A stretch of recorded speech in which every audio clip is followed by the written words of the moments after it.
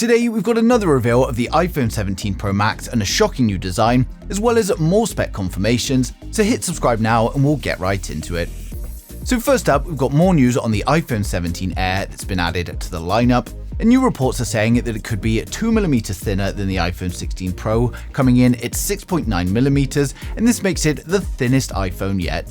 Now it's reportedly coming with a 6.6-inch 120Hz display, and it's going to bridge the gap between the iPhone 17 and the iPhone 17 Pro Max, and it's also being equipped with a 48-megapixel primary camera, but it's not going to have all of the top specs like the iPhone 17 Pro Max, and it basically looks like it's going to be a replacement for the iPhone 17 Plus. Now something else that's incredibly slim is today's video sponsor, the Plord Note Pin, and it brings all of the incredible AI features from the Plord Note into an even smaller, more versatile form factor. Now the Plord Note Pin is not only able to take crystal clear voice recordings when you're out and about or in an important meeting, but using the power of AI and ChatGPT, it can automatically transcribe them and label each speaker, or just summarize the conversation into something much neater, and it supports 112 languages.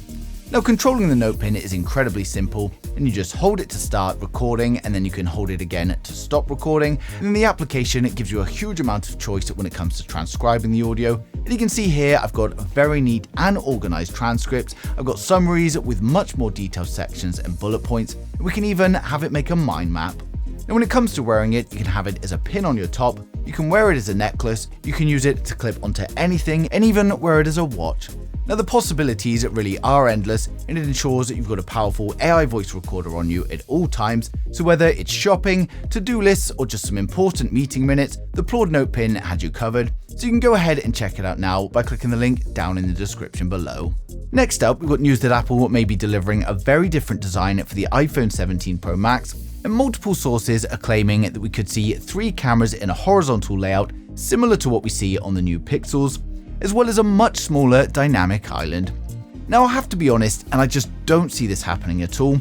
For a start, it just doesn't look like an iPhone and one that Apple would actually deliver as a flagship. Number 2, the reports are saying that it would be using an aluminium frame, when Apple's spent a lot of time in marketing telling us how much better titanium is. And then finally, we've got the 3 lenses in a horizontal layout along the top, and this means if you were to go into landscape filming mode, you'd no longer have lenses side by side, and this would mean that it couldn't record spatial video. Now despite all of this, there are however supply chain sources agreeing with this new design. We've also got this leaked frame panel which indicates that the design is correct, but to be honest, at this early stage, there's just so much going on.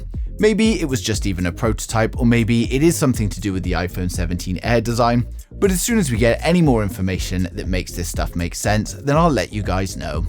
Now next up, we've got more news that Apple are going to be moving away from Broadcom as they prepare to adopt their own in-house custom 5G modem, and this is going to be for both Wi-Fi and Bluetooth. Now it's expected to be used in the new iPhone SE, and then it's also going to make its way into the iPhone 17 series, and it's of course going to help Apple streamline everything and maybe even deliver some cost savings. But for those excited for the new iPhone 17 series, we're now going to run through the full specs, design, and the expected pricing to help you guys decide which one is right for you. So make sure you hit subscribe now and we'll get right into it. So first up, we've got the standard iPhone 17. With the standard iPhone 17, we get a 6.1-inch Super Retina OLED display, which for the first time ever is going to be a 120Hz LTPO display. It's coming with a resolution of 1179 by 2556 and protected by the next-gen ceramic shield, and we also get a peak brightness of around 3000 nits. We get the new and improved Face ID sensor, which may allow Apple to shrink the size of the dynamic island, and then the selfie camera gets an upgrade to a new 24-megapixel selfie camera, and then over on the rear it's going to be another dual camera setup with a 48-megapixel primary and a 48-megapixel ultra-wide. It's powered by the A19 chipset and comes with 8GB of RAM and up to 1TB of storage, and it's powered by a 3600 mAh battery with an upgrade to 45W fast charging, and it's going to come with 5G Advanced, Bluetooth 5.3, Wi-Fi 7 and NFC. It will of course ship with iOS 19 and is expected to launch from around $850 in mid-September 2025. Now next up, we've got the iPhone 17 Plus, and with the iPhone 17 Plus, we get a 6.7-inch Super Retina OLED display, which is also going to be a 120Hz LTPO display.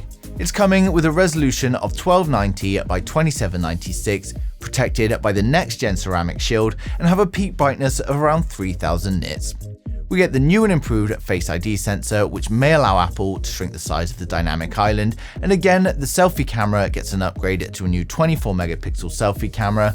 And over on the rear, it's going to be another dual camera setup with a 48-megapixel primary and a 48-megapixel ultra-wide. It's powered up by the A19 chipset and comes with 8GB of RAM and up to 1TB of storage.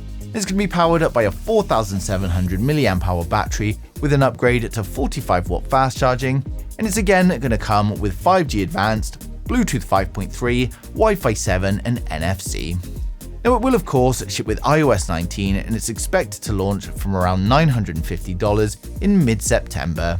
Now next up we've got the iPhone 17 Pro, and this comes with a 6.3-inch 120Hz LTPO OLED display. It's coming with a resolution of 1206 by 2622. It's protected by the next-gen ceramic shield and it's coming with a peak brightness of around 3000 nits. We get the new under-display Face ID sensor, which means there may not be any dynamic island at all. We're instead going to get a punch-hole camera top center for a full-screen display. Now the selfie camera is upgraded to a 24-megapixel selfie camera. Then over on the rear, we've got a 48-megapixel primary camera, a 48-megapixel ultra-wide, a 48-megapixel periscope, and of course a LiDAR scanner. It's powered up by the 2nm A19 Pro chipset, and it comes with 12GB of RAM and up to 1TB storage.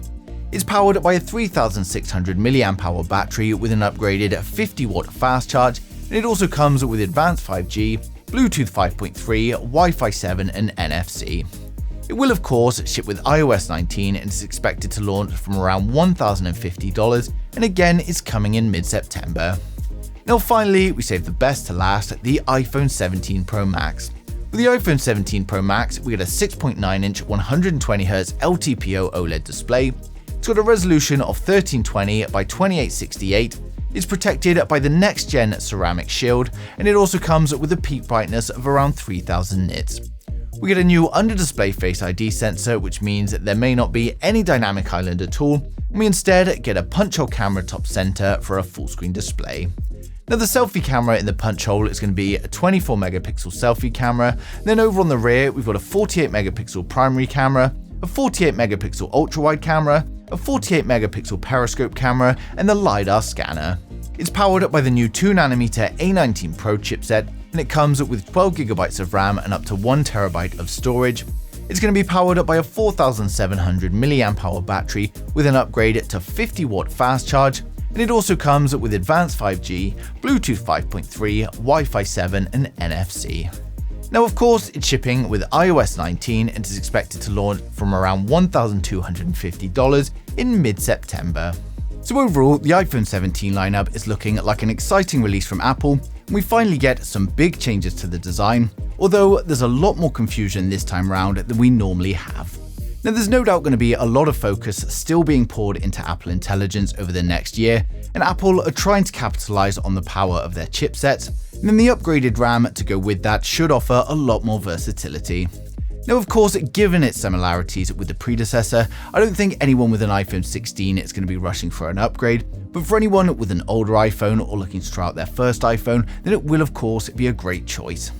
Now there's still quite some time until the iPhone 17 release, as it's expected to be in September, but of course as soon as anything comes in the meantime, I'm going to be sharing it straight away, so make sure you subscribe so you don't miss a thing in the future.